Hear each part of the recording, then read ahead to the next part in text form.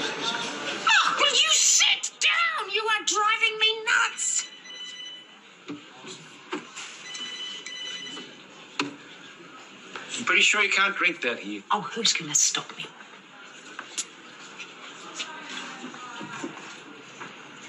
Do you want one? I'm fine, thank you. I just forgot how long all this business takes. When I had Dean, I was in labour for 35 hours. Kept thinking there was something wrong and they just weren't telling me. Was his father there? Are you kidding? I was probably at some fancy dinner with his wife or whoever he was sleeping with at the time. So you're all on your own? Yeah. Just me. In a room full of strangers. I've never been more scared in my life. When Dean was finally born, when they put him in my arms, he looked up at me like I was going to have all the answers. We know how that story ended. Well, he turned out okay. Dean's a good man. Yeah. He is. I know I get carried away sometimes. No.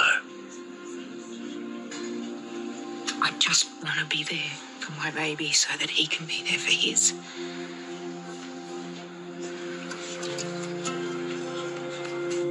We are Si and Sophie.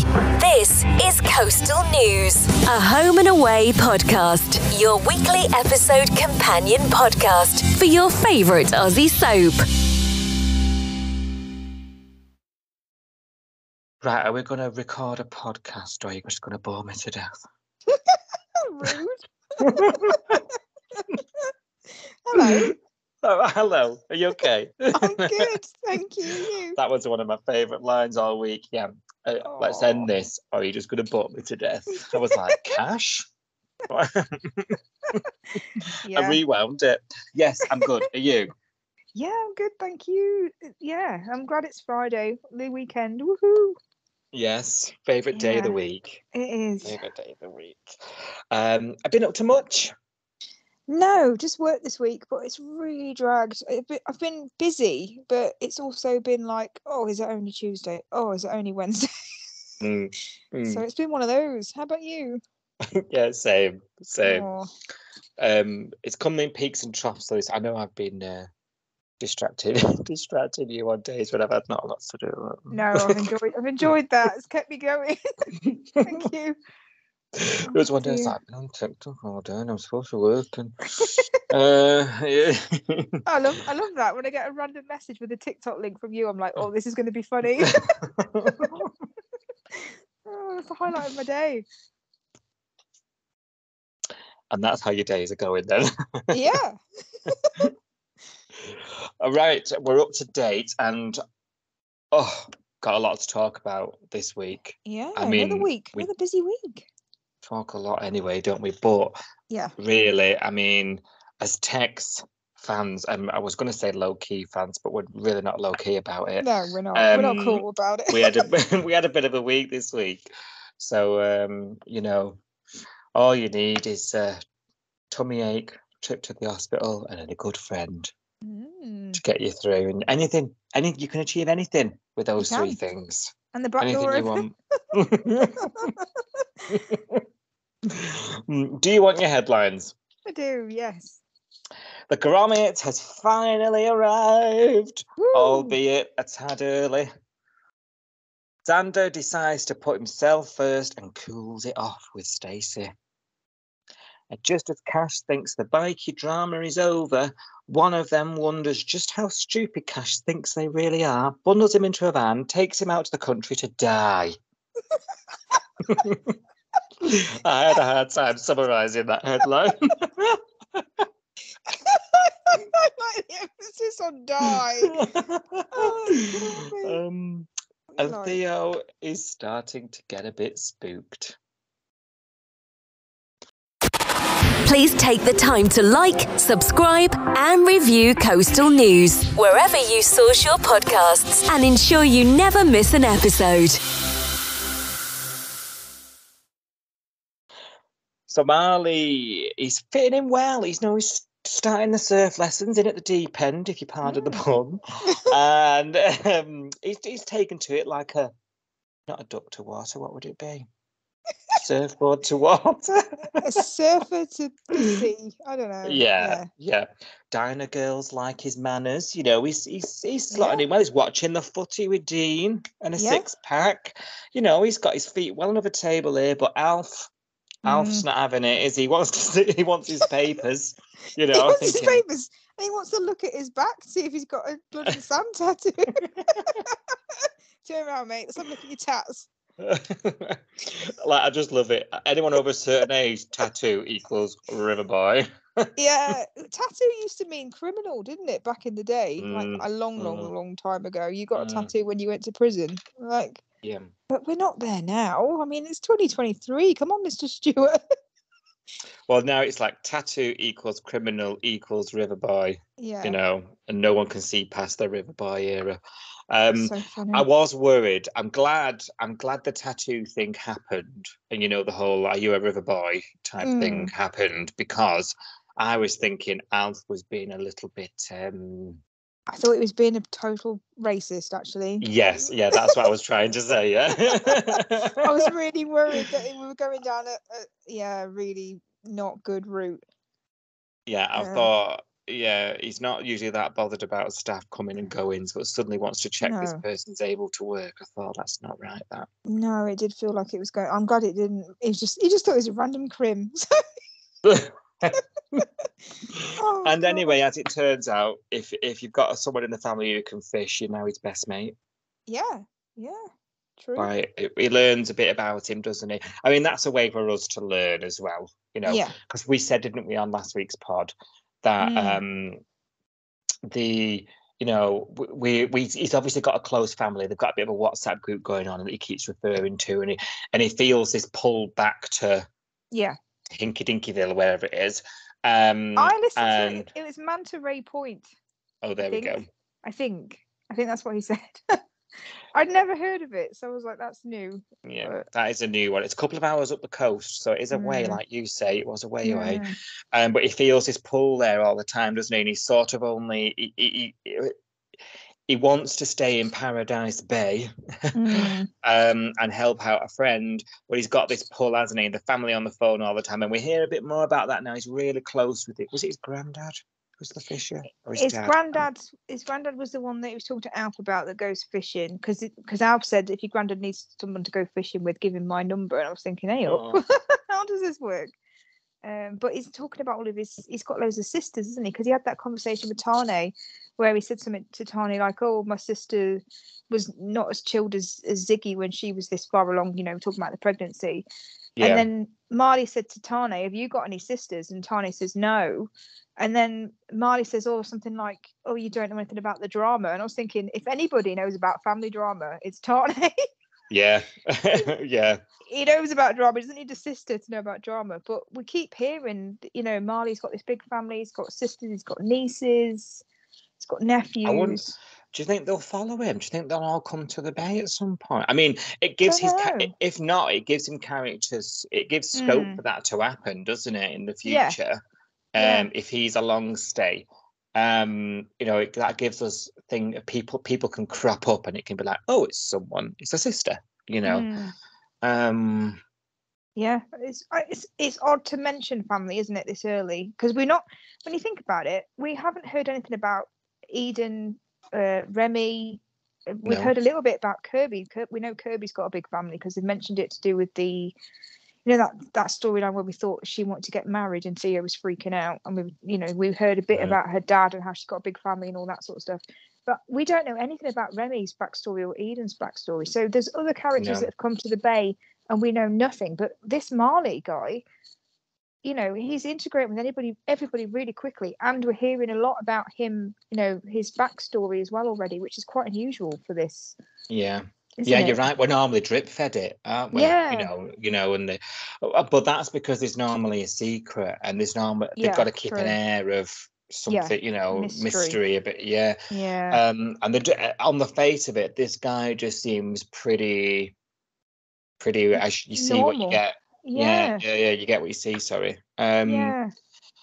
So let's see. I mean, I think he's generally gone down well. On in both poles. Yeah. In both hemispheres. Yeah. And so far so good. I mean, he's helping out Dean. He's getting involved. Is there going to be something romantic with? Well, I was thinking Mac, but Mac's now got this Gabe thing happening. Yeah, true. Yeah, I don't know. Because if there's ever an excuse to stick around, it's a woman, isn't it? It is. Yeah, and who's eligible? I don't know. Oh no. Oh, technically Brie. Oh, that would be interesting. Oh no, we don't need another triangle with that going on. No. Speaking of eligible women, so Karen's on the phone constantly to Dean. I love her. Honestly, one of the best characters to ever grace Home and Away at least in like the last sort of decade, right? I prefer. Me and you have talked about Karen before. I can't remember whether it was on air or not, because I think I used to compare her to Cheryl. Yes. Yeah. Braxton Heaths and because she's a bit sort of that, she comes from that side, the dark side. But Karen always had a bit more attraction for me and a bit more appeal, in terms of getting on board with her. And I always rooted for Karen and I just wanted her to sort herself out, and get, and obviously she met, what was he called last time? What's the fella called? Brett, that's it. Yeah. And you're just thinking Karen's come full circle, just like little Dino has, and you just want it to act. She's just such a nice character. Just love her, even when she's being, she's screeching and being so annoying. She's on the phone to Dean, and Dean's sort of, red buttoning her, isn't he? And avoiding her. So in she comes. Look at you, ready to pop. I thought, oh my god. I love her, but I wouldn't want her in the berth, in the room. Do you know what I mean? I wouldn't want her there. God. She's dissing Ben and Maggie's gifts. Oh, she's not happy. She's just foreign tat. Yeah. The nursery's a bit over the top. Oh, bless her. I know. I absolutely love her because she just says it how it is, and you'll always know where you stand with her. I don't think she really means to be harsh either. I think she just says stuff without. She's got no brain mouth filter, has she? Some people they say whatever's in their head and they don't think how it's going to make someone else feel. Or I don't think she's malicious or anything like that. I think she just blurts stuff out, and then she she just doesn't have that filter, does she? No. I was thinking watching these because they're sort of bickering, and Dean and Ziggy are like, what are you doing here? Don't need you here. I was thinking watching these scenes, how did we leave Dean and because I have memories of leaving us all together and sort of happy, and they seemed really irritated by her. I know what you're saying. You wouldn't want her there at birth time, but at this point, Ziggy hadn't gone into labour yet. And they were trying to get rid of her, It was like they didn't want her around, and she was a bit of an annoyance. And I was thinking, I thought we hadn't, when we last saw Karen, we didn't leave on that foot. I thought we'd come a bit further in terms of relationship. Yeah, I don't think it was that. I think it was that it's when the mother-in-law turns up unexpectedly and she's going to be flapping around, stressing them out about the baby. And what they've been doing up until now is basically putting their heads in the sand, isn't it? They know the baby's coming, but they're like, oh, we need to sort out maternity leave. Oh, we need to sort out paternity leave. Oh, we need to go to birthing classes. Like, they're doing it all last minute, and everybody else around them is kind of reminding them, you're having a baby soon, and they're going, like, we're not ready. Yeah, I suppose. Because even Mac did the nursery. Mac got all that ready. They've not even done that themselves. They're just not prepared. And I think every time someone comes in and reminds them that they're unprepared, they kind of freak out, don't they? Yeah, that's true. Yeah, I suppose. Because remember It w- when Karen wanted to buy, was it the pram a few months ago, and they were like, Mm, "Oh God," Ziggy mm, said something like, "We haven't even bought anything ourselves yet," because they're just not organised. And she was saying things like, "Oh, we've got no nappies in that nursery, and you've got no this and that." I think it was just making them realise that they're just not ready. They weren't, yeah, they weren't yeah. prepared. And of course, in true soap style, halfway through all this bickering, she goes into labour early. So of course, that preparedness is even more Yeah. is even more heightened, or ill preparedness. Mm. And they're at the hospital.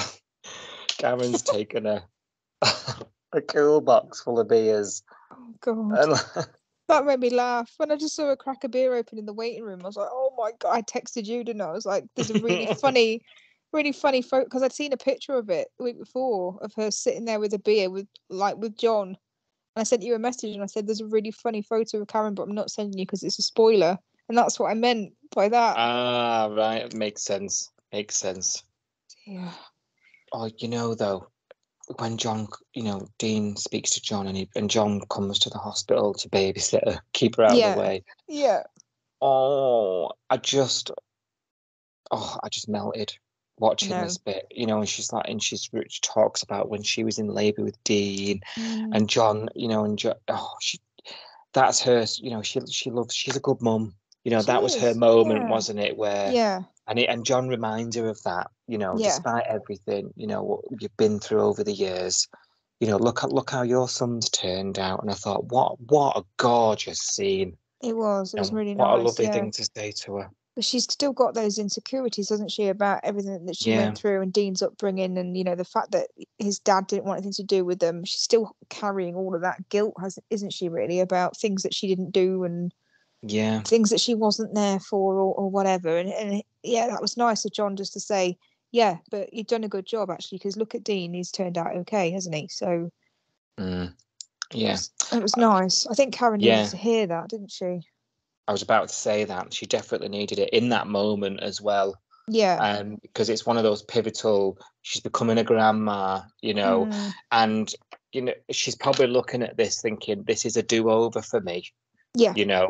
I'm a different person now, and I get to be, there's a grandchild that I can make sure is, it has an amazing upbringing, Yeah. And I just felt all gooey at that bit. I thought that was great, and I Ah. thought it could only be John as well that tells her. Oh Yeah. yeah. And I thought that was really well planned. Yeah, By the I like writers, those scenes with John and Karen. Actually, I think it's a shame that Karen isn't more, more permanent or more regular, because I think those scenes with her and John are really good. And I'd like to see more of their friendship, really. But I don't think we're going to get that now. Yeah, completely agree. Well, of course, yeah, you're right, because we know about the impending departure. Yeah, I can't imagine. Publicised.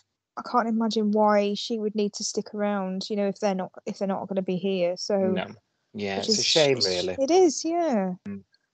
Absolutely. And then obviously, so Ziggy's in labour. Now I don't know if you have you got anything to say about this, because I was behind a cushion for this too. I get a bit squeamish when it comes to labour on the TV and the cutting of the cord. I was like, no. Well, do you know, I've got a funny story. So other half was like, "Oh, cut the cord, yeah, come on, cut the cord," winding me up because I'm like about to puke and I've gone white in the face. And I was like, "They won't show that in the middle of a daytime." Oh, they did. Oh, they did. No, it's weird. I love a horror film. Like, I can watch a horror film, but anything about childbirth is terrifying. Genuinely terrifying. Just no, not into that. No, I'm glad it was quick though, because she went into labour. She had the baby within the same episode. They didn't drag it out, did they? And they didn't do the whole, because Karen was saying, "Oh, I was in labour with Dean for 36 hours or whatever it was." And I was thinking, "Oh, crikey, this could be 3 episodes worth of labour here. Oh, this could be dreadful." But yeah, to be fair to them, they got it over pretty quickly, didn't they? Which I was pleased about. They did. And Dean's face. I know. Yeah. Meeting little Gromit. Yeah, that was nice actually. The three of them together before Karen came in, and met the baby. That was a really nice scene of the three of them sort of realizing, oh, we're a family now, Mm. and like that Yeah, new chapter starting and everything. So, yeah. What did you think? Did you see much from behind the cushion? Not of the birth. I can't do birth at all. It's just the sound, the pushing, and there was Yeah. like, and the nurse was like, "Give it one more push." And I'm like, "When will this end?" Like, but yeah, I thought the moments after, Yeah. Gromit and Dean's reaction, and Yeah. even when Karen was then allowed to come in, do you want to hold her? Oh my gosh, yeah, Yeah. Yeah. I was definitely buying into it all, despite us, sitting on here week after week and being like, she doesn't want it. I was like, oh, this is actually quite a nice moment. All these years of Dean and Ziggy, and now we're at this moment. It was a moment for me where I was like, yeah, we've come a long way. Yes. Yeah. And so knowing a girl.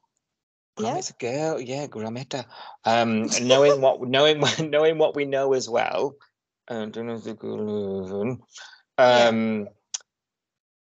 it's a fitting end. Yeah. Yes, a girl. So which one of the names are they going to go for?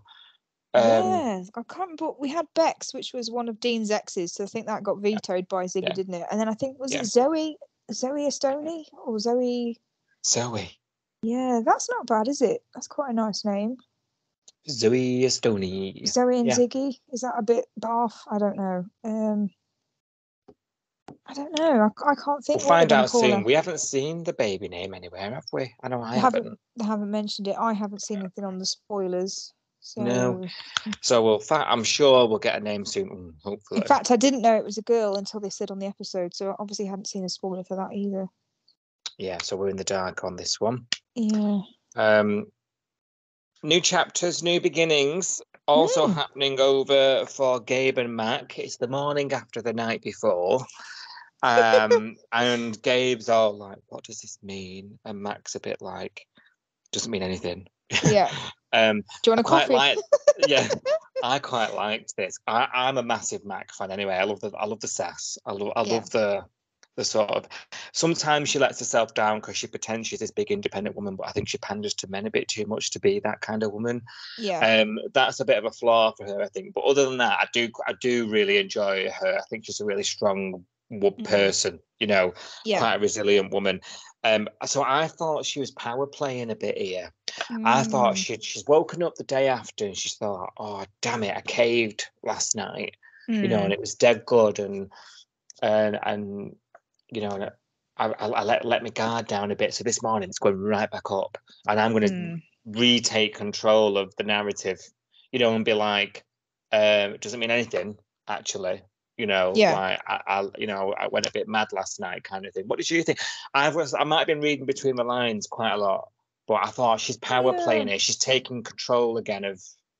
Or was she just scared that she's going to get dropped again? I don't know. It could be either, couldn't it? Because didn't she say something to Dean about how after Gabe she put loads of walls up and she didn't let anybody get too close? And I was thinking, oh, I don't know, because he did with Ari. That's true. Yeah, she did. I don't know. But then since, now she's had 2 heartbreaks, hasn't she? So she's had Gabe from 4 years ago. Since then, she's been out with Ari and got her heart broken there and lost the baby. Then she's had Logan. So Logan wasn't a walk in the park either at the end, was it? So no. I wouldn't be surprised if she kind of thinks, oh, was this a mistake? Is he gonna hurt me again? Am I just doing it, repeating the same mistakes, the same patterns? Yeah. I don't know. Or is it the case that she's like, well, I don't want to make him think I'm too keen. So I don't know. Like you say, be more in control this time. Like she does want this, and it's not a mistake, but she wants to, play by her rules this time and be in control of the relationship. Yeah. See, I think she's thinking that way. Yeah. But instinct took over. Like she she let things run away with her a bit, and she went for it, and she let people get in her ear. Remember, Dean had been Dean was in her ear the day before, like, give him a go. You know, like, she's taken in all this around her. He's obviously like begging her. I still think he's dodgy as. I don't like him. I'll be honest. I don't like him. I still think there's something dodgy about him. I know you were saying last week that you think possibly it's to do with the business because he's kind of got himself entangled with Salt pretty quickly after arriving in the bay. Yeah. So it could be something to do with that. I don't know. I know there's something wrong with him. I just can't put my finger on what it is. The thing is, he doesn't need the money. So apparently, I sort of, if that check was real, I sort of flip flop. It was just way too suspicious how he went for the business too soon. I'll stand by that. I will die on that hill. You're not the only one saying that. Actually, a couple of people on the hashtag were saying the same thing, that they think maybe he's not doing as well as he's making out, and he's after a business to get his hands on. So you're not the only one that's suspicious.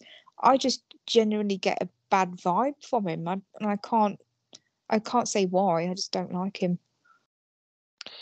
Well, and Max got the same doubts that you're saying as well. The doubts that you're describing here, Matt. When Dean comes home, and he clears off out the way. Dean stepping over all the clothes in the hallway.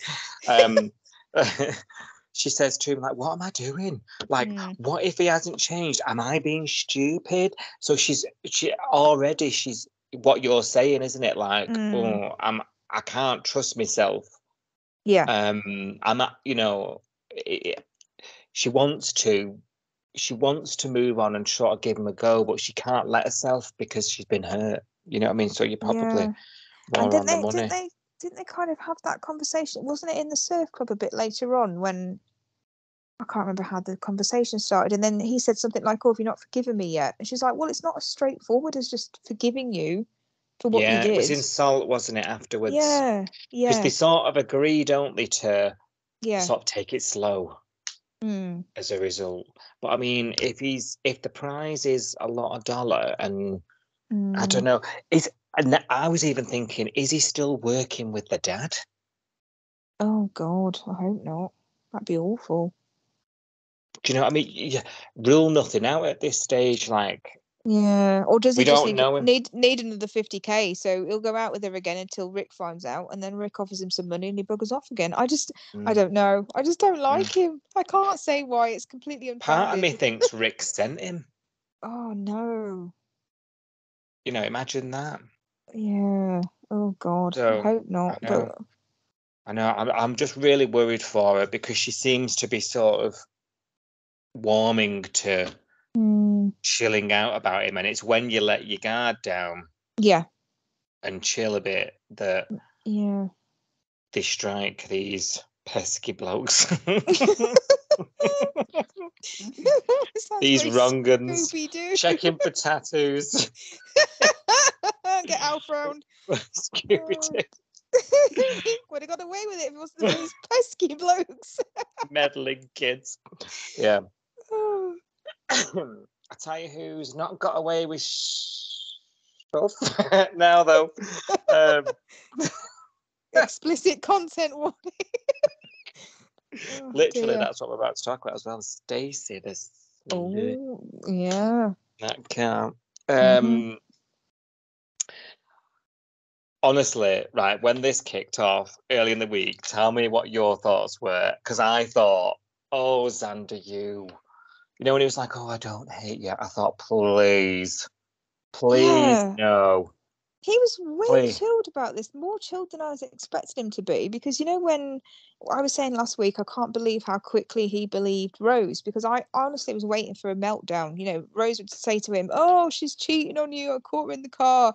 And he'd be like, "Oh, you just don't like her. You can't get past it." I thought we were going to have a couple of days of him not believing Rose, and Stacey saying one thing and Rose saying the other thing.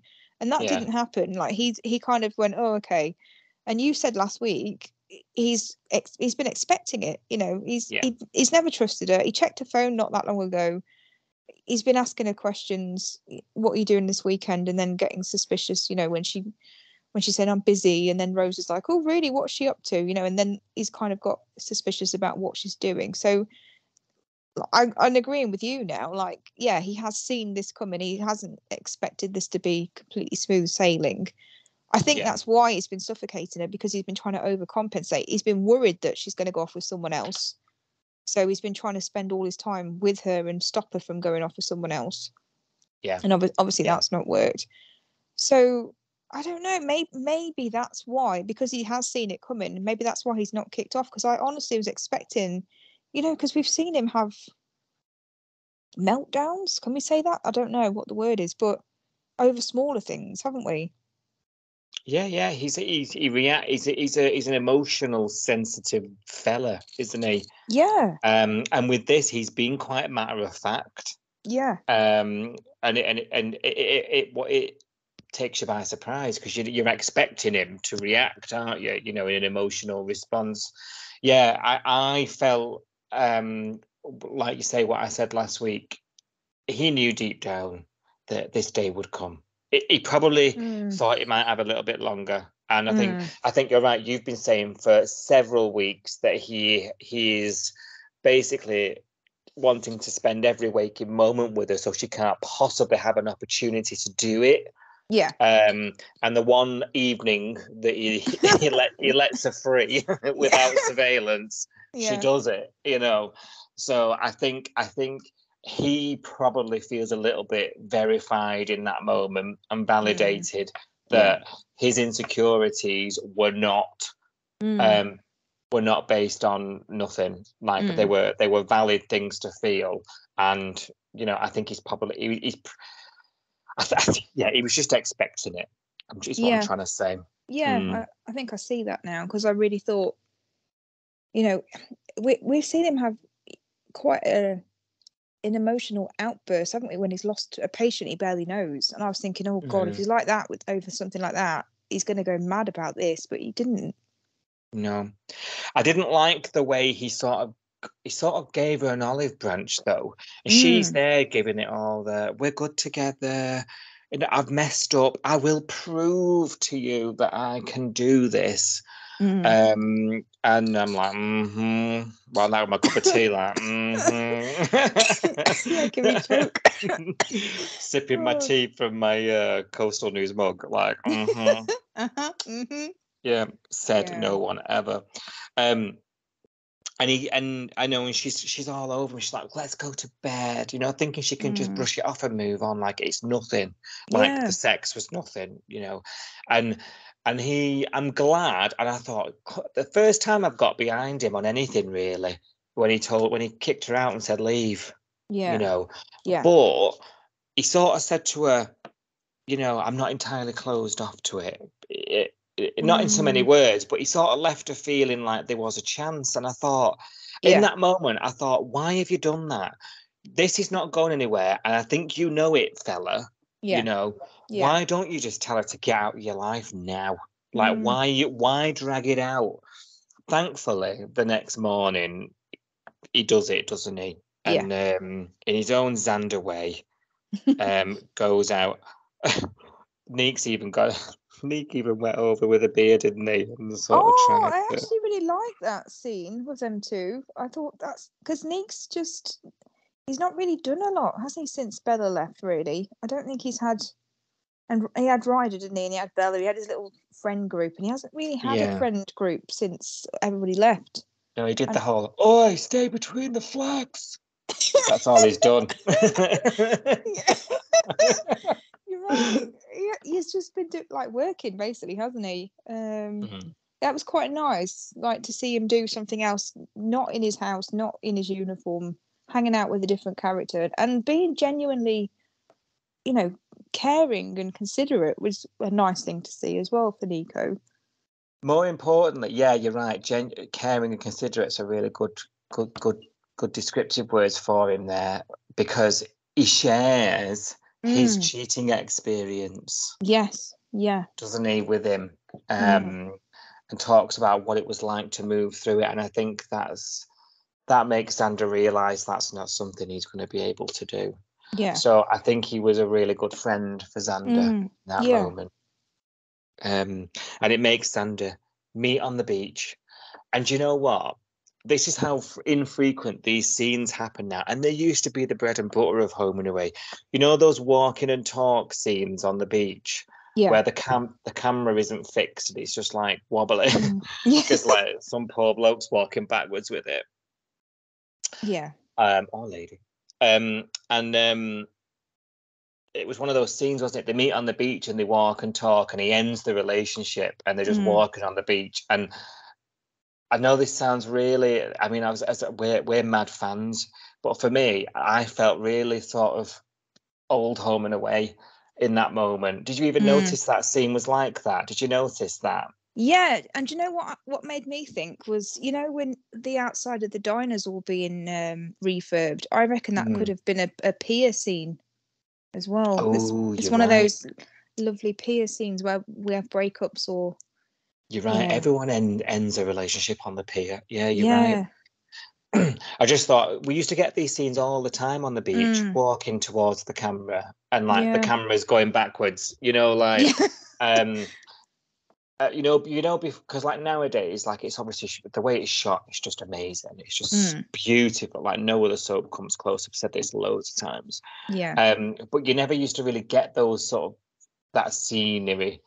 Yeah. As much. You used to get these sort of, you know what kind of, I'm sure someone techie and media out there is screaming the word out at me now, listening. But yeah, it felt really old school Home as that scene, you know, and it was a really big scene. Like, and a relationship was ending. You know, he was calling it off with her, but like it was done in a really, you know, unimportant way. There was no drama. No big scene. There was no meeting at the lighthouse. You know, they were just walking along the beach, and the camera was going with them, and I just thought it was just a simple classic, and made me feel like Home and Away of old, the way it was done. And we don't see too much of those scenes these days. No. Go on. Oh no, you go. No, that was it. Have you anything to add? No, I don't think so. I think you summed it up. I think you're right. The beach used to be more of a set, didn't it? I think it's becoming less of a set for Home and Away now. We tend to be inside a lot now, don't we? Really, I don't know whether that is because of the work going on outside the pier diner. I don't know if that's related. Yeah, that's the other side, though, isn't it? So there's no excuse. People are either going to it or coming from it. Have you noticed? Yeah. No one's often on it. Yeah, obviously we've had surf lessons and but we've not had anybody walking along the beach talking, have we, for a while? No, and I love those. Those catch-ups, you know. Let's have a walk and talk about it and get. It's like heart to hearts, isn't it? That's one. But they used to have those on the pier as well, and I am missing those kind of scenes as well. Yeah, I'm intrigued to see what that pier is going to look like when it comes back, and if we're going to have it the same, because they were nice scenes on the pier, weren't they? Yeah, love those. They were very calming as well. Like you could just hear there was no waves crashing or anything. It was just sort of, you know, solemn. And people would go there to think. Yeah, you go there to reminisce or to think or to have a heartbreak or, you know, a surprise. There used to be a lot of like midnight picnics down there, didn't they, under the stars and stuff like that as well. We haven't had any of that for a while. Roll on that coming back, we say. Yeah. Right, let's get to it. Let's talk about the bikies. So, yay! I told you we've got a lot to get through this week. So he's been staying away, hasn't he, Cash? But he gets this text. 15 Ridgeway Drive. I've written it down. Oh. No cops. No cops. But you. I know, that didn't make me laugh. I was like, they know he's a cop, right? Oh dear. And then he goes to the hospital to sort of his last visit before to the hospital, and he sort of says he's chatting to Ian, who is in a second week of coma. This afternoon it all ends, you know, one way or another. Gonna find you. Gotcha. Oh dear. And It's sort of saying goodbye, isn't it? It's a bit sad. yeah, and like, by the way, I love you too, but not in so many words type thing, isn't it? Yeah. Thank the Lord Rose turns up just in time. Stay right there, sister. Yeah. And the task force has been on his phone first thing. Right. Yeah. Mm-hmm. Remember this? Last time you waded in, you got shot. Yeah, that's another reason not to go. Yeah. So here's a guard. Here's an officer. Don't go anywhere. You're stuck in here with Eden. And he doesn't have a choice, really, does he? So they go and raid this house, arrest all the bikies, or so they think. Mm-hmm. And that there's this sting operation, all in slow-mo, fantastic, gets us in the mood for drama. And he thinks it's all over, doesn't he? Yeah. Well, yeah. Well, we all do, don't we? I tell you what, I was a bit suspicious at this point. You know, when Rose sent up at the hospital and she's like, "Oh, you have to stay here. This copper's gonna babysit you. We're doing this thing. We don't need you." First of all, I'm still not sure how they're convinced that only Cash is the target and Flick is not, and Flick doesn't need babysitting, because it's fortunate really that Flick actually does turn up to the hospital later on to see Eden, and she ends up being babysat with Cash effectively, doesn't she? But she's not there on purpose. They're not actually worried about Flick being in danger, which I'm still not sure about. I find that a bit odd. And the other thing was, because I've been here before and I'm suspicious and it's home and away and anything can happen, I really was expecting that copper in the hospital to be one of the baddies. Oh, yeah. I was expecting him to be working with the bikies. I was thinking, who's this guy? We don't know him. He's got no name. Yeah, he's not Emerson. I was immediately suspicious. I was like, you're right. He's in the room with one of them, and then he wasn't. So I was like, okay, I'm way too suspicious. Clearly, been here before. Yeah. That would have been juicy though. Yeah. I was waiting for it. I was waiting for him to go, "Yeah, mate." I was like, "Oh, who is this guy? Who's this random cop? Are we trusting him? Really?" No. Well, no, but no. Instead, we get this insane scene of Tex right at the end of an episode. And I was like, "How dare you? How dare you do this to me? Leave us on a cliffhanger." So rude. Yeah. On his Motorola Razr, from like this burner phone. Like it definitely was like a Razr phone, like from like 2003. like Tex on his phone right at the end of the episode. I'm thinking, oh, he's like, "Let's get him. Make sure you get him." Yeah. I'm like, what? And at this point, he was wearing like a leather jacket, wasn't he, and a t-shirt and a chain. And I was like, "This isn't definitely wasn't in prison." Yeah. No, this wasn't his green jumper. Or, the other week when he was like, "I look good in green, don't I?" In his green outfit. I was like, "That's not his prison clothes." Yeah. My screensaver. Yeah. What the hell's going on? Yeah. Yeah. And then we had to wait 24 hours. Can you believe it? Absolute joke. It's painful. So, and when we rejoined the show the next day, Cash is at Salt with Flick, sort of, because she's now learning things, piecing it together in between downing bottles of whiskey or brandy or whatever it is. She's basically like K-lied for most of the week. Well, he told her, didn't he? Because they were in the hospital and he got that phone, when they were being babysat by that cop, he got that phone call from Rose.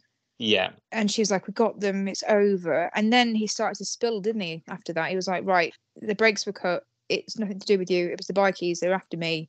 Yeah. Well, there was no reason not to tell her at that stage, was there? I'm still like, I still can't believe that Flick was never in danger, but I'll go with it. Well, you've no other choice. I just find it really bizarre. But yeah. But Flick's like gone to sort out the bill or something. She's not at the table, is she? And no. Cash is then intercepted by Grizzly Man. Do you think we're stupid, mate? Oh God, stop it, Simon. And then they bundle him into a van. Yeah. Come with me. Say nothing or your sister gets shot. Yeah. Tane's like, "Oi, what's going on?" He's like, "I thought it was over, but it's not." Wink, wink, wink, wink. That was a really funny scene actually, where Tane was like, "Who's your mate?" basically, without saying it. Like he was really sus, wasn't he? Like, why is Cash hanging out with this really dodgy looking man? And he's barely saying a word to me. You know, I'm trying to have a conversation with him and he's going, "Yeah, later, Tane, in a bit, Tane." I'm really glad Tane was on the ball at this point, because nobody else would have cottoned on, I don't think. No. Thank the Lord, Tane, saving lives, you know. Follows this van he's been bundled into to the middle of nowhere, to Tex, free, out and free from prison, faked a stomachache, trip to the hospital, couple of friends, and he's a free man. He's just escaped from jail just like that. I totally missed that. You know, because we watch First Look, don't we? So we watched the 6:30 episode. So I watched that 6:30, and I must have been so shocked by seeing him standing there, and I must have been either tweeting or shouting in the TV, like, how did he get out of prison? And I totally missed that whole explanation. And I was actually tweeting people going, "Tell me what happened. Like, why has nobody explained why you're standing there?" And then I got a few messages back. I think Julie Smith messaged me and said, "No, I've just tuned in. I was late, and I'm trying to work out what's going on as well." And it wasn't until I watched the episode again at 6 o'clock the next day that I realised he told us. I was like, "Oh, he did tell us, like, stomachache." I wanted to see all that though, because I presume it would be the same hospital that Eden is in currently. So, you know, there's a sliding doors moment again there, isn't there? Cash could have been there at the same time as Tex was in there, and also faked a stomachache. I mean, do you really go to hospital for that? I don't know. Would you just get sent down the block to the, you know, the medical wing or whatever? I don't. It's a bit bizarre. I would have liked to have seen more. It was a flippant. How do we make? Yeah. How do we get Tex there? Let's just explain it away like this. Yeah. Even the way he delivered the line was kind of funny, because he was like, "Oh, it's a long story, you know, stomachache, hospital trip, good friend. Oh, not so long after all." You know, it was. I thought that was quite a funny way of telling us. The way that he delivered it was funny as well. But they're having a bit of fun with that, weren't they? Like, this is so ludicrous. We might as well just have a bit of fun with it. I think it was a bit of a chuck away sort of comment, wasn't it? But I would have liked to have seen that. Yeah, and obviously the way he's played it is just. I love him. I don't know. I'm so sad they does caught him. something to me. I know. Damn it. Even though he wanted to kill Cash, and even though he nearly killed Flick and Eden, I still really like him, and I don't know why. I know. I can't. Honestly, I'm just like, yes, come on. I love him. Bring him back. Don't know what he does. Honestly, it just does something strange to me. It's that cheeky little face, you know, when he delivers a line and then there's like a smirk at the end. I just love it. I just think he's great. The actor is just great. I did like the to and fro between the two. Obviously, there's that line you've mentioned, and the one where he goes, "And you killed the president." I was like, "What?" Yeah, Marty. Is it Marty? The name of the guy that Cash shot. Yeah. Yeah. I was like, he killed Joe Biden. Oh, that's so that funny. Was you who shot JFK. Yeah, you were on the grassy knoll. Yeah. It was Cash on the grassy knoll. Oh dear. Oh dear. It was semi-comical, you know. I think they had a bit of fun with the script, didn't they, when they were doing this one?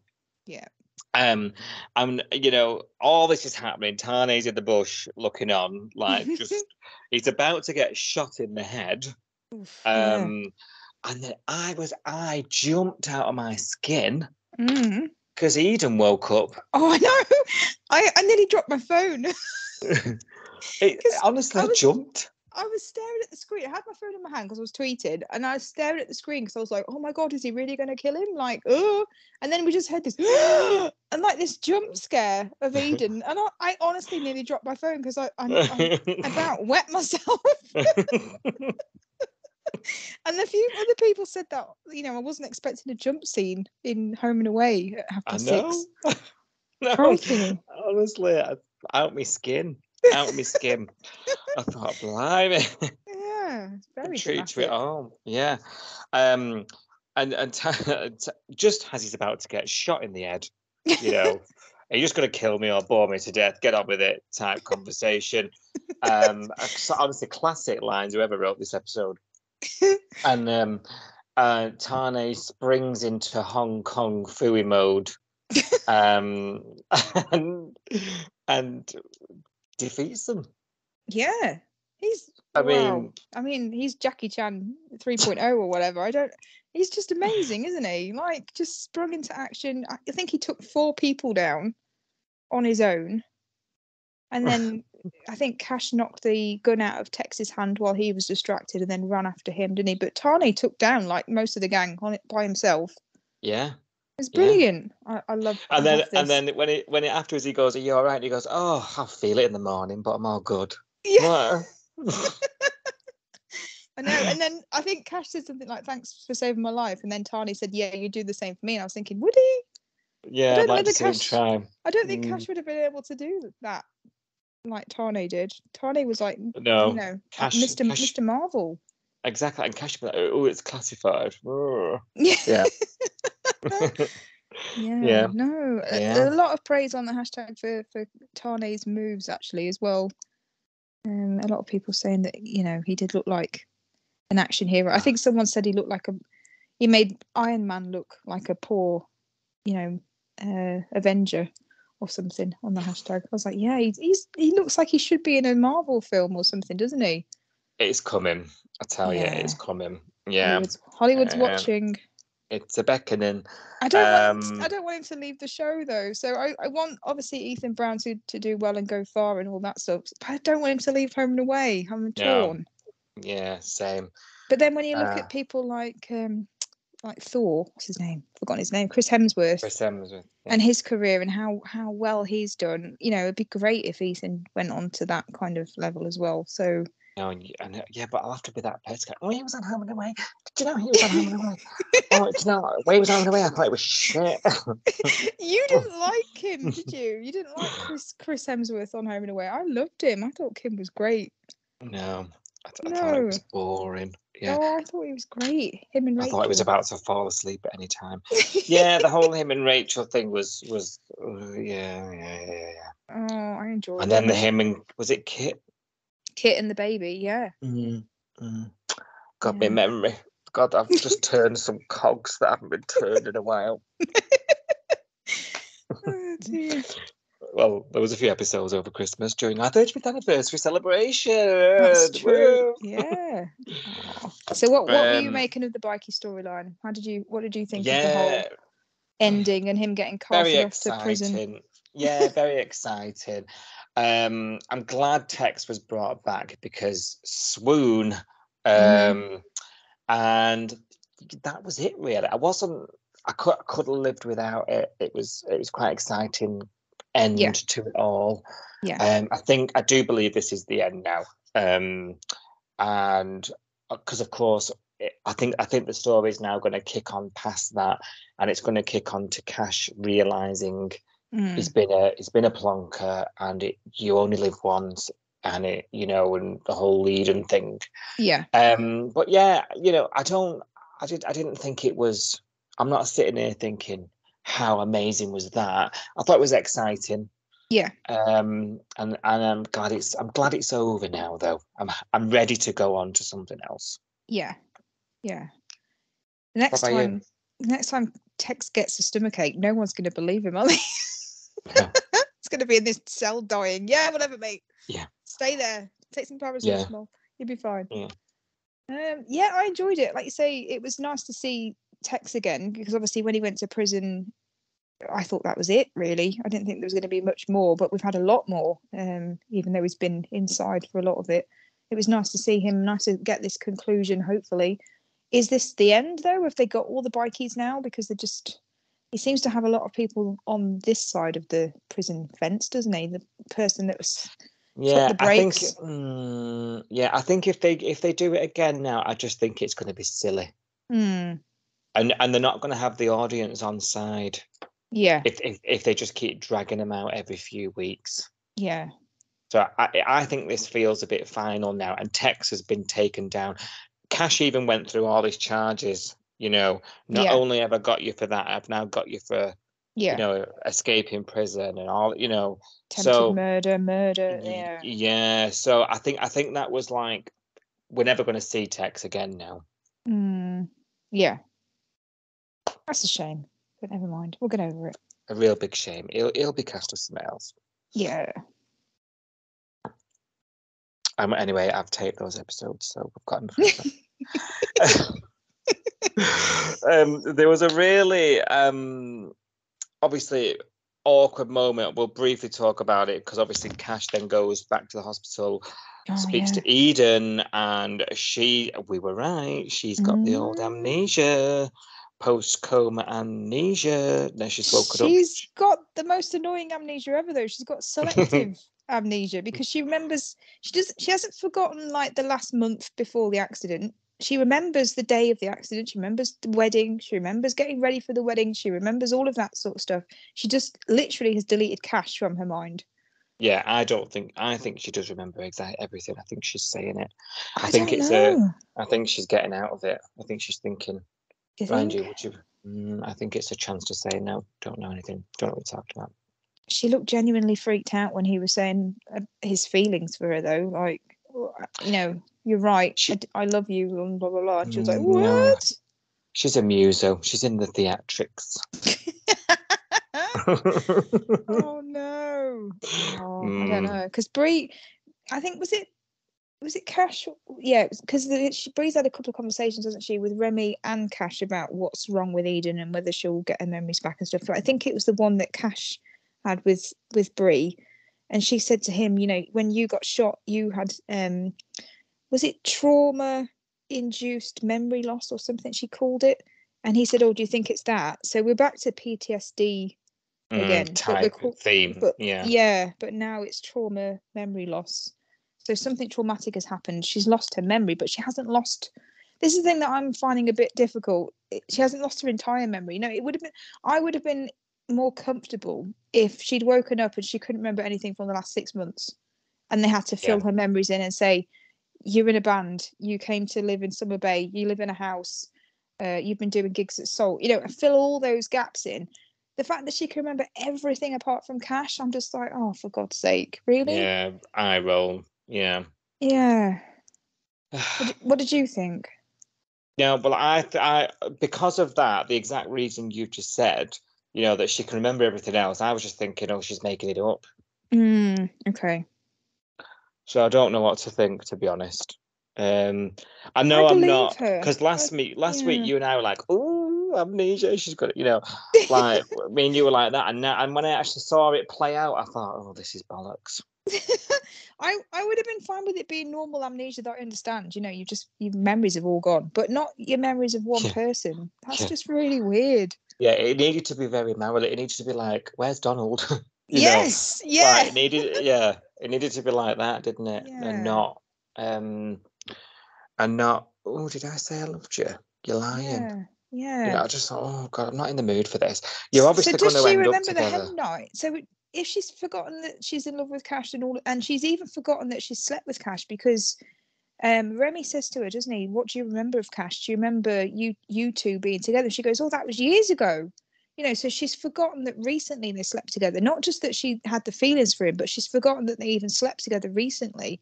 But she remembers. Ridiculous. She remembers the wedding day. So I'm like, does she remember the hen night?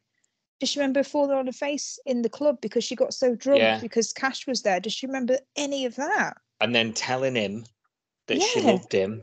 Like, it's just ridiculous. Absolutely ridiculous. I'm not buying it as selective amnesia, because I just prefer it if she just lost her entire mind.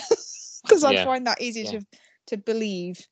I am going with it, though. I am going to say that it is. At least one of us is. I'm not. I'm not interested. So at least you are. You can cover that story next week. I'll keep an eye on it and let you know what happens. Honestly, I can't. I've not got the energy. Do it or don't do it. Do you know what I mean? Like, I'm not in the mood. Sophie made a note in the book. Sigh, not in the mood. Okay. Sigh's not in the mood in a grump. Yeah. I would prefer it if she woke up and was annoyed at him for only deciding that he loved her when he thought she was going to die. I'd prefer that, actually. Yeah. Like, oh, no, because I was going to die, now you've decided it. That's a bit annoying, isn't it? Why, you wasted so much time. I'd rather it be that than this. Yeah. I think it's silly. Have you written that down? I'm making a note in the book, don't worry. Oh dear. The black book. Well, you've mentioned Brie, so let's talk about her. Her and Remy had this awkward hello, and that was sort of about it. So awkward. She was just like, nice to see you. I thought, I say nicer things to my mailman than that. Do you now? Yeah, I'm dead nice to the mailman. Has he got nice knees with his shorts? Oh, they always have shorts, don't they? Even in the winter. Is that a uniform thing? Very odd. Don't know. Anyway, less about my mailman's knees, but yeah, I did cringe. I did cringe in this bit when he was just like, "You're right." She was like, "Yeah, nice to see you. Anyway, goodbye." I was like, "Oh, I was like, this is frosty." The poor guy's lost his livelihood. His hand. Yes. His Tommy Tank hand, and I thought, for you.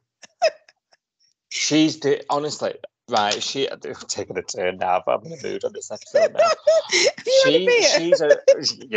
She's another one who is really winding me up. Oh, go on then. Like I'm losing my patience with her now. Like,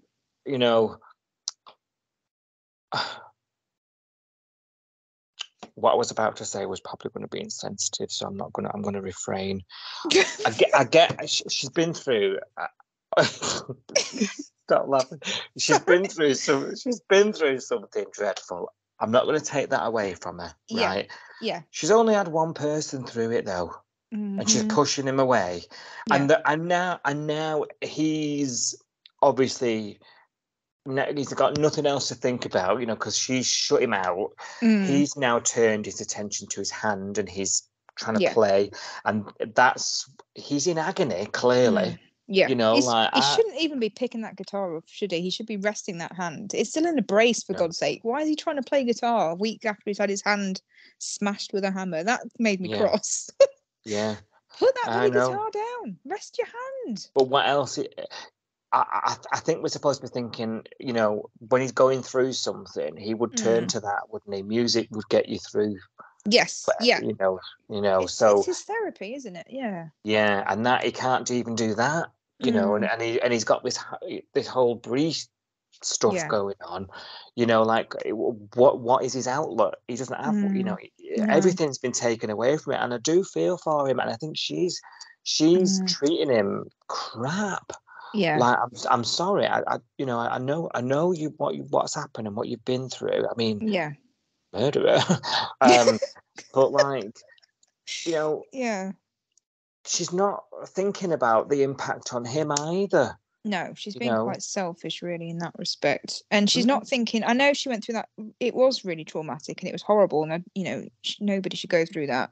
But that whole time that she was in wherever she was camping with Jacob, Remy was going out of his mind, and she's not even thinking about how, if it was the other way around, and Remy was in danger, and she didn't know where he was, and she didn't know whether she'd ever see him alive.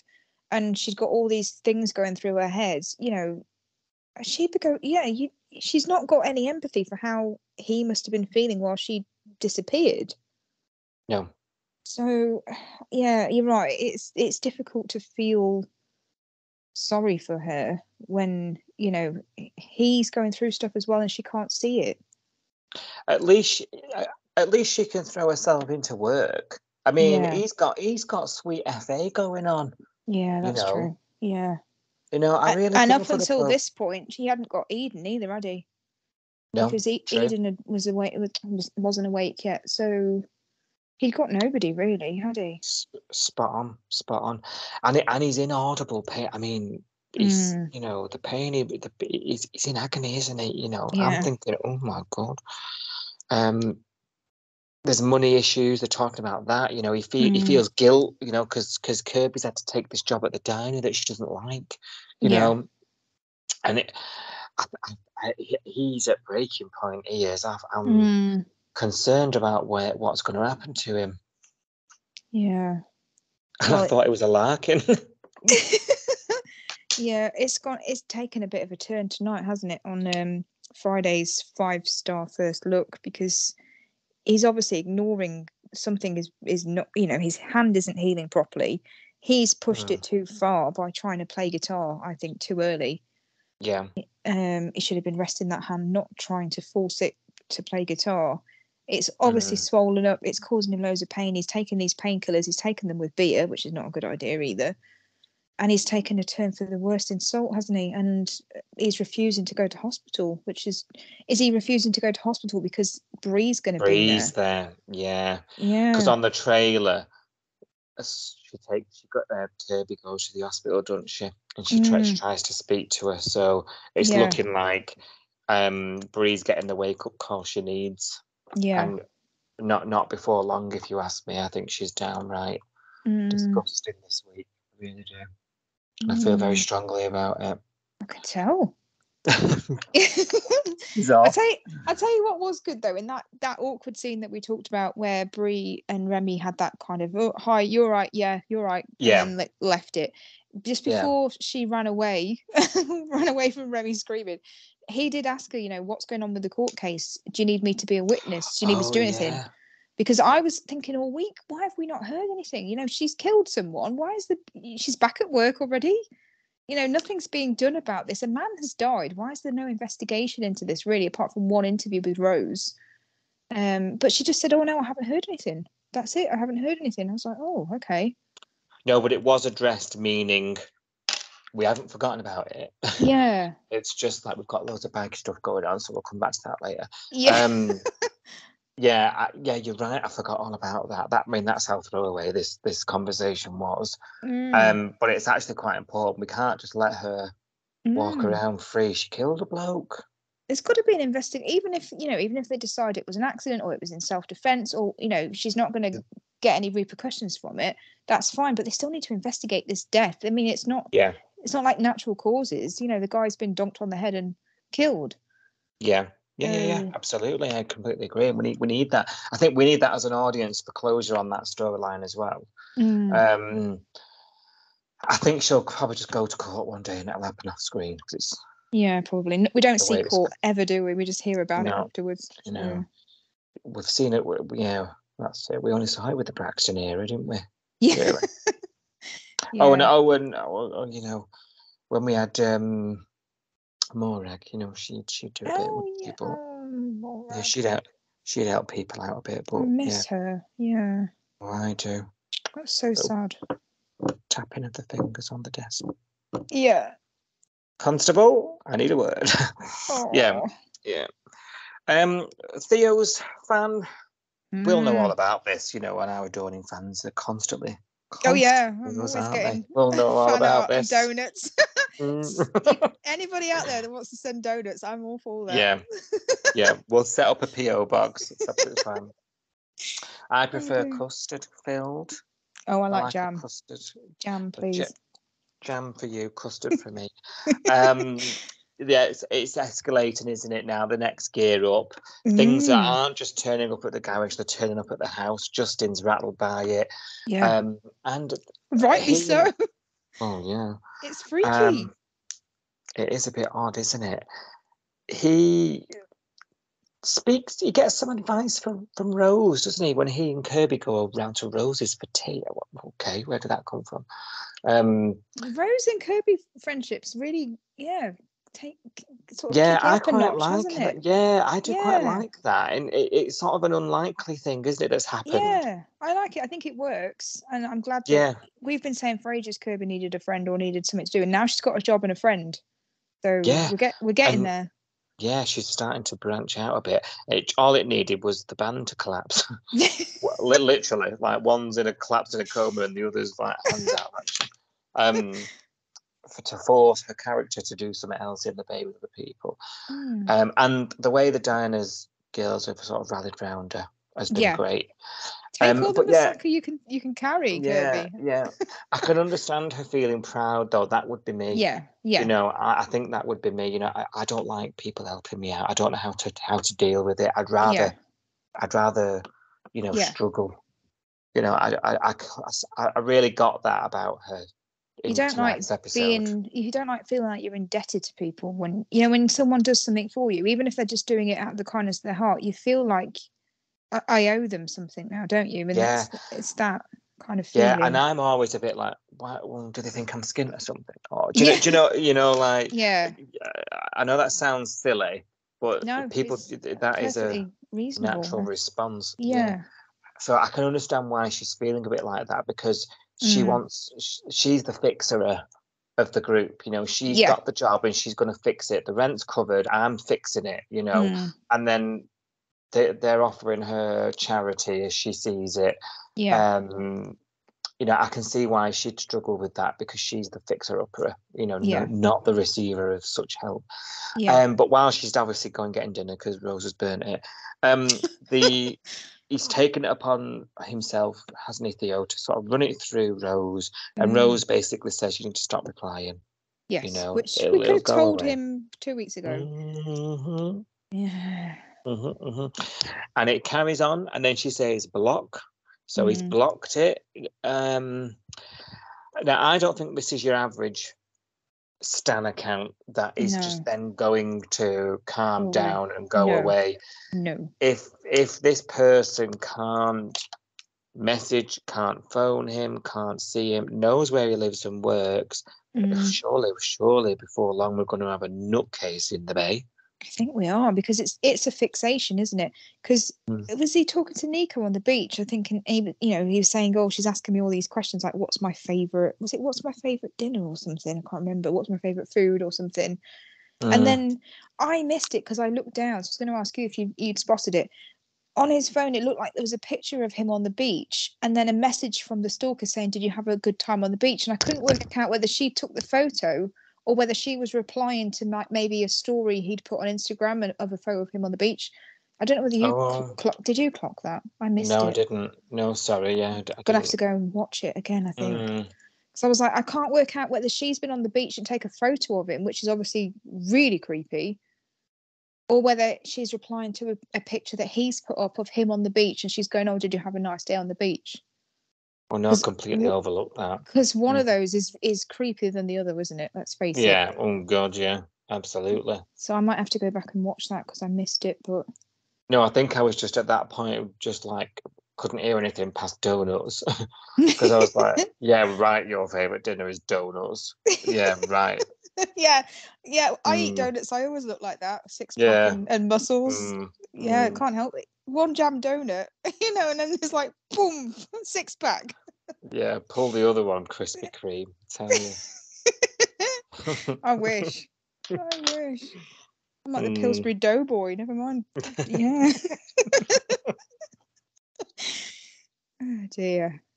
Yeah. So I think Theo's now feeling he's past the it's a nice fan. We had the art last week, didn't we? And it's now moved into a bit like, I'm a bit uncomfortable about this. I've even spoken to the police unofficially. I know, and without Kirby in the room as well, which I thought was interesting. So obviously Kirby's got a backup, because this has all started with Kirby for me. I'm pinning it a bit on her as her fault as to why this escalated, because he wasn't going to reply to this person. And she was encouraging him and saying, "We need to keep the fans sweet, reply to her, it'll make her day." And at the time I was thinking, you're telling your boyfriend to DM some random person on the internet that's a bit, crossing the line here. I don't think I would have encouraged that conversation. And then when the fan art turned up, obviously Kirby then got a backup, didn't she? And she's acting like a bit, I mean, yes, there's the element of this is a bit scary that someone's sending stuff to your work address. That is a bit creepy, but I do think she has got a bit of the green-eyed monster about it as well. It's not just the fact that it's a safety thing. She's thinking, who's sending my boyfriend stuff? But now he's keeping her out of the loop with what's going on, because he was getting messages on his phone, wasn't he? She was going, "Oh, you're popular," and he wasn't saying, "Oh, it's this account again." He waited until she'd gone out the room and then said to Rose, "I'm having a problem with this fan."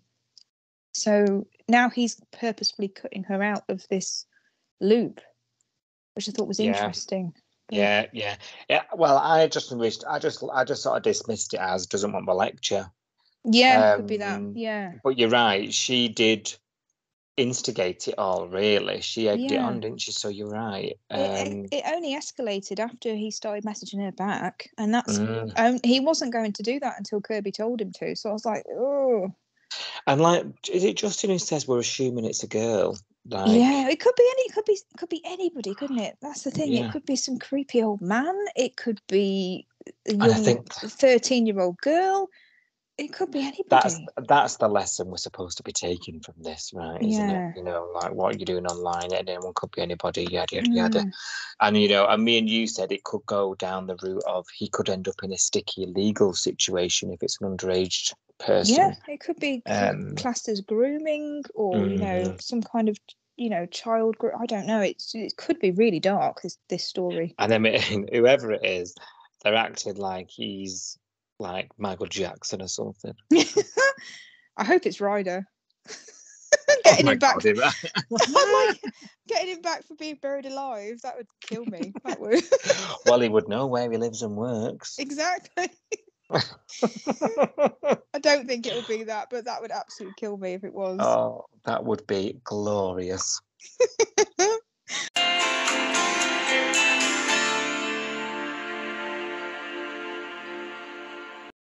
Okay, now it's time for Your Say on the Bay, which has become our new favourite segment, really, hasn't it? Yeah.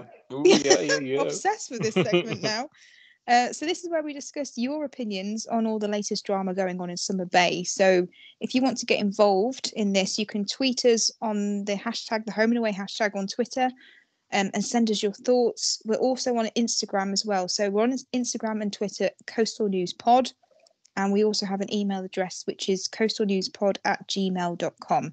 And we love hearing from you and chatting with you, everything to do with Home and Away. So don't be shy, jump on that hashtag, get involved with the chat. There's quite a few people on the hashtag that talk. We tend to tweet about 6:30, don't we, when the First Look Channel 5 episode's going out. But actually, we tend to pick up tweets pretty much all day, don't we, as well? Because we just love talking about Home and Away. So if you tweet us at any time, you'll probably get a reply from one of us. So yeah, let us know your thoughts. So I thought I would start by, we had some tweets in reply to our Your Say on the Bay last week. So we had one from Chad. Hi, Chad. Yeah, you're right. Chad. Chadderbox 2018. We probably should mention, actually, Chad's got a Facebook group that you're on, hasn't he? A Home and Away Facebook group. What's it called? I was scrambling. I'm terrible. I don't use Facebook because I find Facebook a bit, I don't know, it gives me bad mental health problems. I think I don't find being on there very nice. But I'm only spying on my mother. Oh, yeah. I love Instagram. I love Twitter, but I just can't get on with Facebook. I find it just really neggy. Yeah. Well, this Facebook group is called Chad's Facebook group, Closer Each Day, a UK Home and Away fan group. There we go. Yeah, so Chad's the admin for that, isn't he? You're on that, and that's the Facebook group, isn't it, where everyone's talking about Home and Away and chatting as well. So if you don't want to just chat with us on the hashtag, you've got that as well. So Chad got in touch with us, and he said, just to pick on Sophie's point about Rue, she's in desperate need of a storyline. I think fostering would be a good one for her, because we talked about fostering last week, didn't we? Based on this tweet that Lynn received, that we talked about. Somebody tweeted Lynn, who plays Irene, and said to her, do we need to bring fostering back to the Bay? Would that give the storyline a boost and that kind of thing? So we discussed all of that on last week's Your Say on the Bay, if anybody's interested. So Chad's come back on that one and said, Rue, she needs something to do, basically. She's a bit of a floater, is what we were talking about last week. She needs a story. Yeah. So he does think that Rue would be a good person to foster. And he also mentioned that, because we talked about the size of the cast as well on last week's Your Say in the Bay, and the fact that we've only got about 20 people, which makes it quite difficult to sort of do certain storylines, doesn't it? When you've only got a cast of 20, and we don't have any families or children in that cast. And Chad says that he prefers the size of the cast being quite small, because it feels like a proper community and everybody gets a fair go, which I think is right, really, because we were talking about other soaps last week that have got a bigger cast of like maybe 70 characters, And some of those seem to get a lot of airtime, and some of them just get like a little bit part, or maybe never get their own storyline. So, and some of them never meet each other either. So you're thinking they live on the same street, but they never run into each other. Like, it's a bit strange that some of them don't know each other. Whereas in Home and Away, everybody knows everybody. And it's really nice when you get those scenes where they integrate with everyone, and there's crossover storylines and stuff. So, and that'll be true to these coastal communities. Yeah. Everybody, families, there'll be families that know families that everybody will be in everybody's business. It will be like that, and that'll be true to it. I think if we flood it with loads of characters and who don't talk, I don't think it'll be true to what it's probably like. Yeah, I think you're right. I think we're limited by the location and the cast size, really, aren't we? And I don't think, for me, when I say limited, it sounds negative, doesn't it? But I don't think it's a negative thing. I actually like the way that we've got it. Yeah, so. And I think we do. I mean, sometimes you and I get a bit frustrated at the block storytelling that Home and Away does, because mainly because you're just well into something, you've got to wait till next week. Yeah. And you've got to watch something else that you're not that interested in. But so it swings around us. But I think the smaller cast works better with that format. Some of these soaps that have got big characters, it's a big ensemble, isn't it? And of shopkeepers and barmaids and road sweepers and not really doing a lot, like you say, and there's sort of main big characters doing all the work. And I think you don't get that with Home and Away. You get everyone's just got high drama all the time because it's such a small cast, and it works. I think it flows better because we do that block storytelling. You don't need that big ensemble of everybody. Yes. Yeah. I think lately, though, I don't know about you. Like, I mean, we've just done an absolute bumper podcast episode because there's a lot of concurrent things happening. We don't normally have this much going on. Yeah. Simultaneously on Home and Away. We've normally got sort of 2 or 3 blocks of things happening, and then we switch off to something else, don't we, later on? That you have to wait, for something to resolve before we move on. Yeah. We have a lot of sort of plates, plates in the sky at the minute. I feel a bit like that. I don't know about you. Yeah, I think you're right. It's when you talk about the beginning of when you give me my headlines at the beginning of the episode, and at the moment we sort of maybe get 3 or 4 normally, but I think at the moment you're reading off like 6, aren't you, to me? Yeah. Like there's 6 or 7 things going on, and we're not even covering all of it on the episodes, are we? Because some of it is quite small, or it's in progress. So we're kind of going like, if that picks up, we'll talk about it next week. Yeah. So yeah, that's it. We'll park a couple of things till the week after, but it's hard at the minute. And I think it suits the show, maybe just because that's why we've had the show so long. On the Rue comment as well, I agree. I think Rue gives off a right mother hen vibe. Yeah. And I think that would be good for her.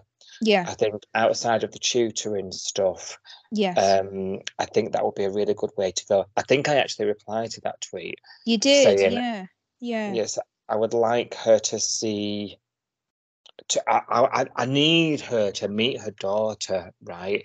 They've been on screen at different times, and to me, that is one of the big elephants in the Stewart room. Yeah, we know they've met each other in real life, because we know that Martha went to New York to see Rue, don't we? But we never saw them on screen at the same time, because when Martha went to New York to meet Rue, Martha then came back randomly on her own to the Bay with Mr. Stewart, didn't she?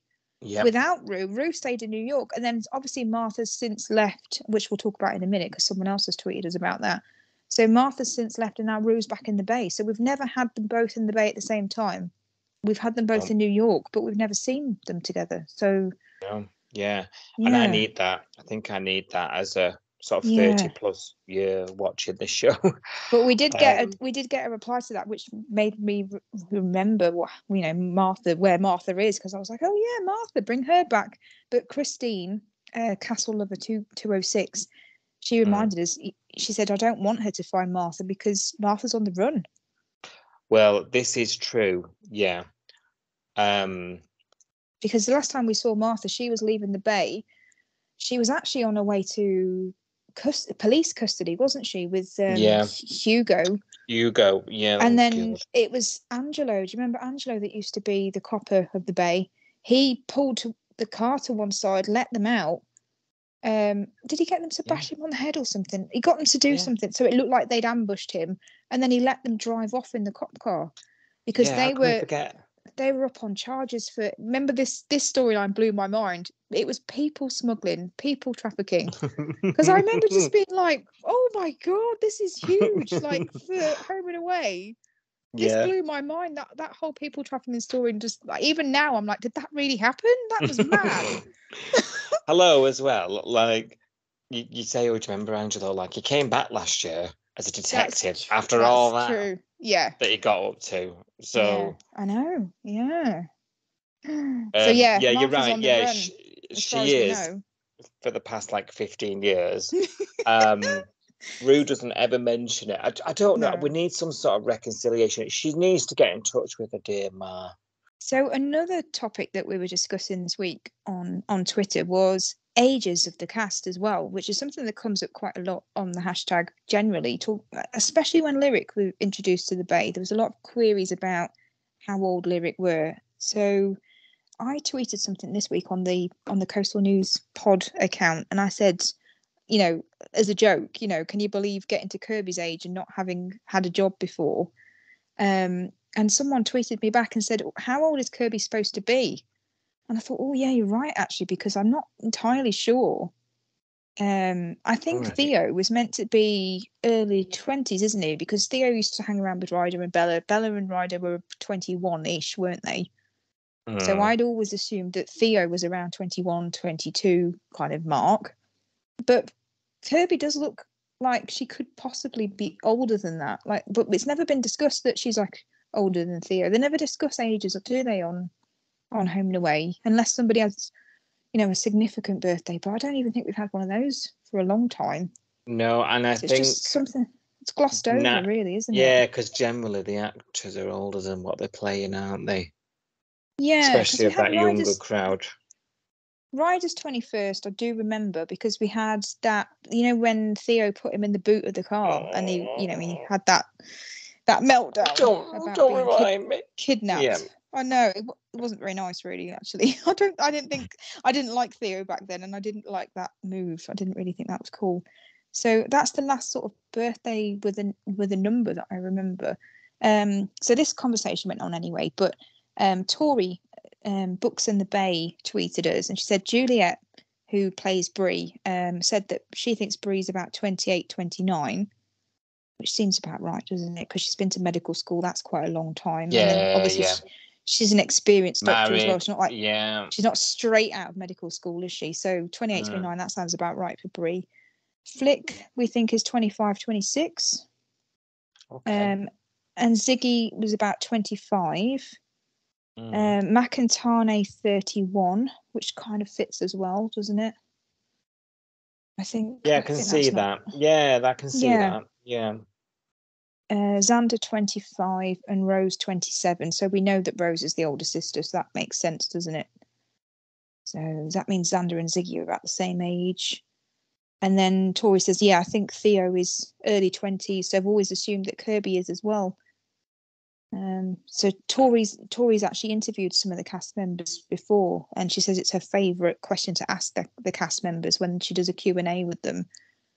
So it's one that Juliet Godwin, I think it's Godwin or Goodwin, I can't remember how her surname, that plays Bree. It's something that she's asked her. She thinks Bree's about 28, 29. So yeah, that sort of fits right, doesn't it? Yeah. You're right. These things aren't really explicit. We know a couple of date of births, don't we, from the past? But that can change. Like, yes, absolutely. What you think, you know. And I know how old they're meant to be in real life, because it's easy to find people's ages online now. You know, we can just Google it and you find out. But you never know how old their character's supposed to be. Because I think Remy is probably older in real life than he's supposed to be on screen, for example. I don't know. It's difficult to tell with the characters, and like you say, it's never discussed, is it? Someone has a birthday quite rarely on the show. I mean, the last birthday, apart from Ryder's, I remember, was Jasmine's non-birthday, where she didn't want a birthday. Oh, gotcha. I couldn't even tell you when half the cast have, the characters have birthdays, because we don't seem to it's celebrate a bit them. vague. It's very vague, isn't it? Compared to some characters in other soaps, in other shows, it is a bit vague on Home and Away. And it's not just birthdays, the seasons. No, it's everything. We don't know what day of the week it is. We don't know what month it is. We don't know what year it is. We don't know whether it's, we don't celebrate Christmas or New Year or, any of those milestones in the year that tell you.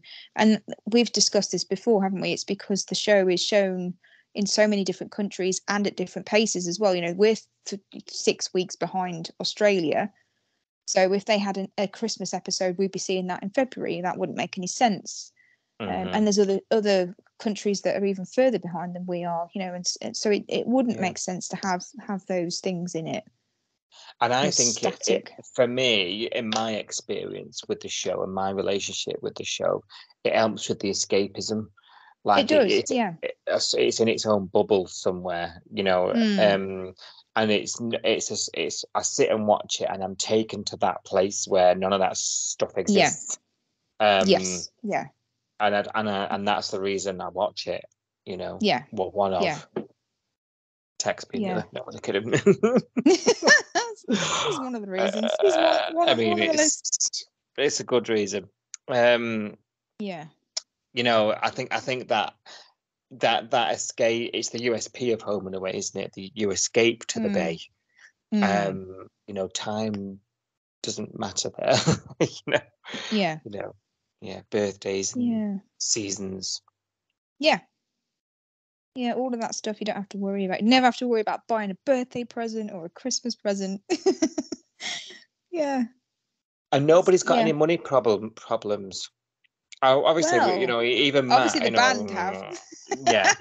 but even then they're still going out and eating out, and everyone's glammed. It's a bit glossy, isn't it?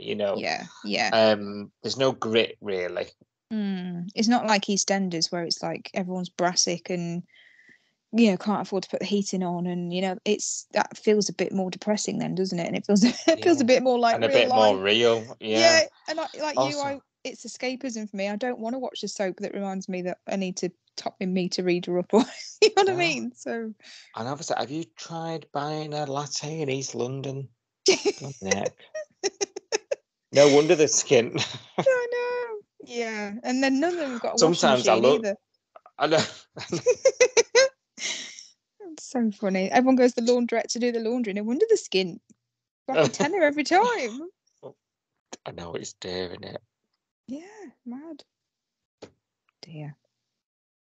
But yeah, that makes sense, I think. So thank you, Tori. I really appreciate your tweet there explaining. I think that makes sense what you said as well. I think it is something that people wonder about. So it's quite a good one to pick up on. The other tweet that caught my eye this week was from H2O Waterlife. And they sent a tweet out about different characters. So they just said there's a few characters in Home and Away that Home and Away can never do without because they're irreplaceable in this person's opinion. So they've listed 5 characters, and I just thought it'd be interesting to see if anybody out there agrees with this list, if anybody would add people to this list, if anybody would dispute this list. So I'll tell you the 5. So number 1, no surprise really, Mr. Stewart, irreplaceable. Do you agree? Disagree? Tell us. Are you asking me or are you asking the listeners here? I'm asking all of you. So anybody that wants to get involved, or you, Si? I think we can live without him. Oh, is this an unpopular opinion? Look, I literally cannot live without him, and I hate it when he goes to Merimbula. So no, I don't. I think he's irreplaceable. Yeah, but he's part-time nowadays. I think that breaks my heart.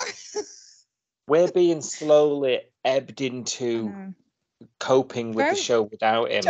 Don't go there. I'm not ready. Okay, move I on. know. Who was I'm second? not ready. I'm not ready. No, I get what you mean. Yeah, he's gone part-time, and we're being weaned off him, aren't we? But I'm We not are. ready. We are. Because for many people, when you say the words home and away, the next next word is Alf. Yeah. He is the show, and I think that you've got to think, the show can survive without him. And I think the way he sort of reduced his hours in his, in these recent years, and he's he's around a lot less. I don't miss him when he's not about as much as I probably would have done 5 years ago. I miss you, Ray. Sorry. I miss him. Yeah, that's fair enough. Okay. So he's number 1 anyway. Number 2 is Leah. What do we think about that? Because you've told me about Leah's splitting fan opinion, that Oh God. not everyone is keen on Leah and her fiery Greek temper and all of that sort of stuff. So yeah, that's Leah does more Leah does controversial. cause arguments. Yeah, she does. It always kicks off because she can be very stubborn. However, she's been there so long, she's sort of she plays a good, she's her stance in the community is a great one. I think I can see why she's on the list, to be fair. Yeah. And to a lot of people she is recognizable as Home and Away as well. Yes. Yeah. She's been in it so long, she's been in, not as long as Mrs. Stewart. Probably, when you think about it, of people when her age, when she joined us as like we have this sort of cohort of 20-year-olds, 3-year contracts, and off they go. She sort of joined. She's probably like the last to have ever done that and stayed. Yeah. Can't think of anyone else. No, not from that era, definitely. But yeah, I love Leah. Actually, it wasn't until you opened my eyes a bit, and then I was like, oh, she can be a bit annoying. But I find it kind of endearing a lot of the time. So, dear, she can be a right cow. But that's part of her. I know. She's entertaining though, and I like that side of her. I like the fact that she's a bit feisty and she's not just a walkover. And yeah. See, I loved younger Leah. Her and Vinny days. Yeah. And if there's younger people listening to this podcast who never saw those days, honestly, go back and watch. The late 90s, early 90s, and watch Leah sort of. Do you remember she used to live with Sally? She was flatmate. She was housemates with Sally and yeah. Was it Shauna? Not Shauna. The lifeguard. What was she called? She was Shauna. Yeah, the lifeguard. Yeah. They all lived together. Yeah. In what was nowadays become the band house. And I just think that they were really good days for me. They I'm quite nostalgic about those days. So Number 3. Leah should be on that list. Yeah, I think we leave Leah on. I think we have to, don't we? Number 3 is Irene. Irreplaceable. I mean, she is, isn't she? She's iconic. Yeah. I love Irene. Yeah. And someone get the girl a drink. It's been long overdue. No. I love her when she's drunk. Oh, I love that. That Home and Away account on Instagram, the fan account that plays all the clips when she's on the grog. It absolutely kills me. I can't remember the name of it, but it kills me. I love that account. Yeah, Irene. You can't not have Irene on this list, so Irene, I'm not disputing that. But what do other people think? Come on. No! Irene off the wagon. No, we don't need that. We don't leave the grog in the shop. There we go. Number 4 is Marilyn. Yeah. hands down. Yeah. Yeah, no Irreplaceable. dispute. Yeah. Not disputing that. No No. dispute. And number 5, No. in number 5 is Mr. John Palmer, JP. What do we think? Yeah. Irreplaceable. Yeah. I agree. He's actually. up there, isn't he? If you'd have asked me, when he first joined, I'd have said A few years Racco. ago.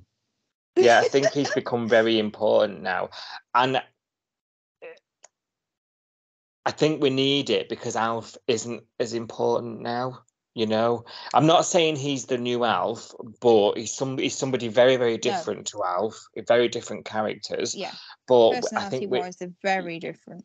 Yeah, but he still has that sort of, stature in the town.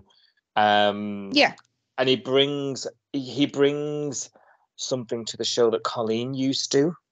I think he's filled that Colleen void in the terms of the gossip and the comedy. And I think I put out on Twitter, didn't I, at sort of some point, either last week or the week before, like he is one of the few characters on the show that can have you howling and blubbering in the same episode. He's so versatile. He is. And we've mentioned in the past, he's really good because his character gets involved in all the different groups on the show. Something that Al's character can't do very well. Yes. And so he's there with the kids, at the surf club and on the beach. With the Waifs and Strays. Yeah. He took Theo under his wing. He's took Nico under his wing. He's good with the Waifs and Strays when they've got an issue, and the kids kind of laugh at him and roll their eyes at him, but they do go to him when they've got a problem. You know what I mean? Absolutely. So actually, he's a really good link between those two halves of the show. The young, dangerous, dramatic half and the old wisdom half. He is a really important link and jump between the two. And deliberately so, I'm assuming. But he, of all the characters, is able to maneuver himself between the two sort of halves of the show, if you like. And it not feel awkward. Yes. Yeah, I think so. So that's the 5 anyway that have said, this person said they're irreplaceable. It wouldn't be Home and Away without them, basically. So David, Mr. David _885, he replied to this tweet and said, "Preach!" And he would also add Georgie Parker that plays Rue. He'd also add Rue to that list as well. And H2O Waterlife that gave us the original list went back to David and said, "I could never get into Rue. Remember her as a younger character on the show when she was played by a different actress called Justine Clark, and he's put Rue was one of the most sinister characters Home and Away ever had. She was pretty evil, actually. So I find it hard to separate the young Rue with the Rue that we've got on screen now. So I thought that was interesting. So obviously David agrees with the list. He hasn't disputed that list of 5, but he would add Rue. But H2O Waterlife absolutely would not add Rue. And it just made me wonder if anybody else out there had got any similar opinions. Are there any characters that you think, Home and Away wouldn't be Home and Away without them now? Is there any more to add to this list? Are you a non-Leah fan? Would you take Leah off the list? Because we know that she can divide opinions. So I just thought it was an interesting one. Would you add anybody? Can you think of anybody currently that you'd think who's on the show currently? Yeah. So I was trying to rack my brains and I was thinking, I don't know whether, I suppose out of the newer characters, a possible contender would be Mac for me. Because that list of 5 that, most, apart from John, most of them are old school, they've been there for decades. So that's why they feel very Home and Away, because they're part of the furniture, aren't they, really? And I think if I'm trying to think of somebody that's not been on the show for decades, that's a newer character that, fills a void that I would notice if they were gone, I think it would be Mac for me. Yeah, Mac. I think we'll feel it when Dean goes as well. I think we'll notice it. Whatever we think of him, I think I think he's been, we're talking like 5-6 years, aren't we? Which is a long time in Summer Bay. I think he could be one that is going to feel a little strange without him now. He's made such. I wonder whether that's why we're getting Marley, you know, because maybe they've realised that he's going to leave a bit of a hole. Yeah, and actually Marley coming in. I'm not saying Marley and Dean are identical or anything like that. You know, we've been reminded this week that he's not a river boy, he's not Dean. You know, discussions had been had on screen. But yeah, maybe they have realised they need that kind of younger surfer guy. Yeah, and they're making him a good guy. You know, I mean, anything could happen yet, but they're telling us he's a really good guy. And I mean, Dean wasn't when he arrived. You know, I think he arrived during a brawl. So he got called in to help somebody by Brax, and he turned up, and the person said, "Oh, Brax said you can help me out." Yeah, and then Colby noticed him, didn't he? Colby recognised him. Yeah. The thing with Dean is he sort of epitomises modern Home and Away, if you like. You know, he is bloke off the wrong tracks. You know, he's moved to the Bay, he's put down some roots. It's not been smooth sailing, but he got there in the end. And that's sort of the well-worn tracks of modern characters, you know, similar that we've had similar to him. So, and River Boys, obviously. And he's the last link to the River Boy era. That era will be over. Yeah. So we're losing that now. So I'd have to say I would add Dean to the list. Okay, so that's Dean and Mac from our side. So anybody else out there that's got an opinion, give us a tweet. Let us know. Who would you add to the list? Who would you take off? Thank you for listening. We will be back with more episode discussion from Summer Bay soon. Until then, join the discussion online at Coastal News Pod.